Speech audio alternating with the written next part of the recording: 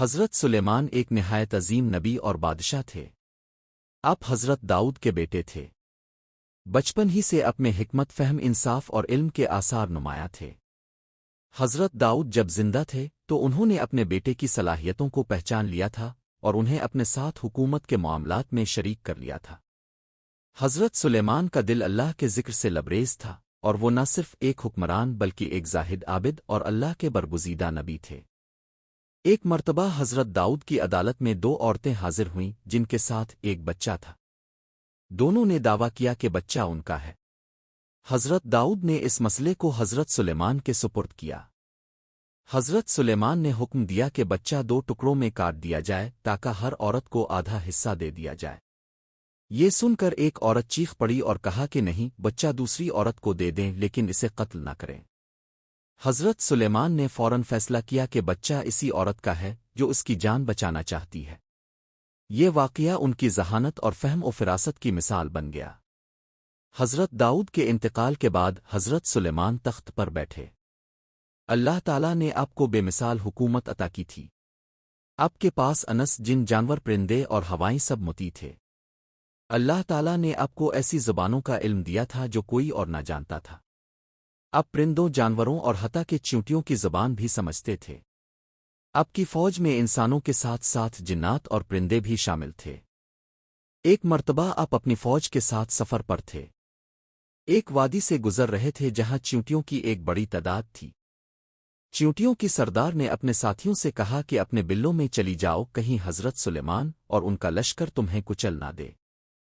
حضرت سلیمان نے چیونٹی کی بات سنی اور مسکرا دی اور اللہ کا شکر ادا کیا کہ اس نے انہیں اتنی نعمتیں عطا کیں۔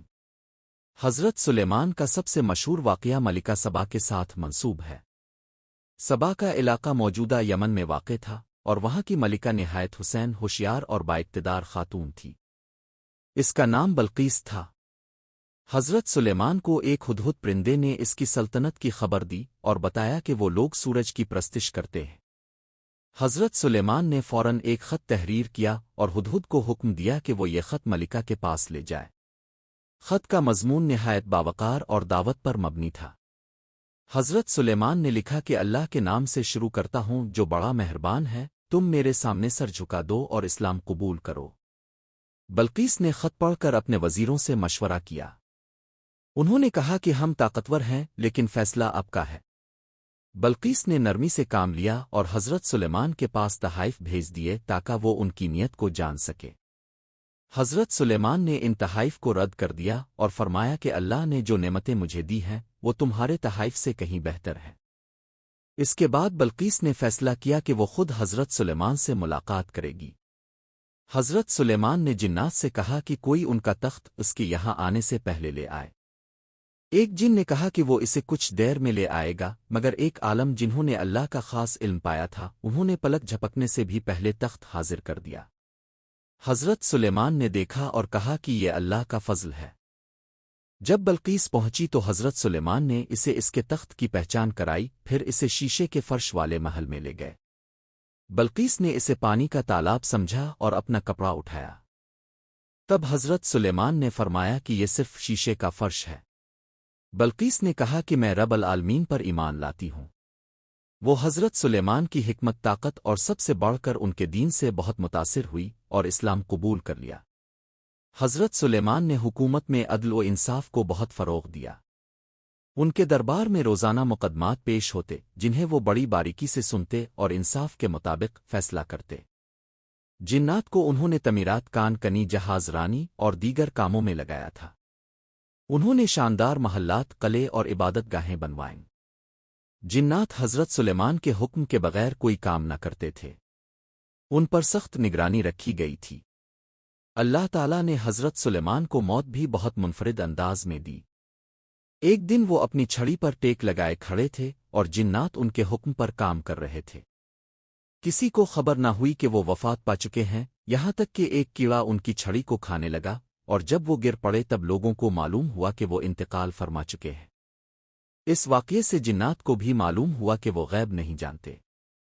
حضرت سلیمان کی زندگی سے ہمیں کئی اہم سبق ملتے ہیں۔ سب سے پہلی بات یہ کہ حکمرانی صرف دنیاوی شان و شوکت کا نام نہیں بلکہ عدل، انصاف، تقوی اور اللہ کی رضا کا ذریعہ ہونی چاہیے۔ دوسرا سبق یہ کہ علم، حکمت اور فہم اللہ کی عظیم نعمتیں ہیں۔ حضرت سلیمان نے کبھی فخر و غرور کا مظاہرہ نہیں کیا بلکہ ہر کامیابی پر اللہ کا شکر ادا کیا۔ ان کے دور میں ہر مخلوق مطمئن تھی، ہوائیں ان کے حکم پر چلتی تھیں، جنات تعمیرات کرتے تھے، پرندے خبریں لاتے تھے اور انسان امن و سکون میں رہتے تھے۔ انہوں نے دنیا کو دکھایا کہ اگر ایک بادشاہ اللہ کا مطیع ہو تو وہ دنیا کو جنت کا نمونہ بنا سکتا ہے۔ حضرت سلیمان کی وفات کے بعد ان کی حکومت ٹوٹ پھوٹ کا شکار ہو گئی کیونکہ ان جیسا کوئی دوسرا نہ تھا۔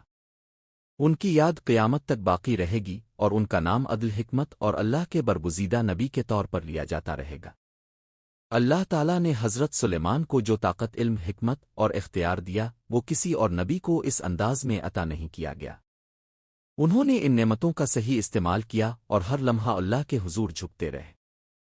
ان کی زندگی ہمیں یہ سکھاتی ہے کہ حقیقی کامیابی دنیاوی جاہ و جلال میں نہیں بلکہ اللہ کی رضا اور تقوی میں ہے۔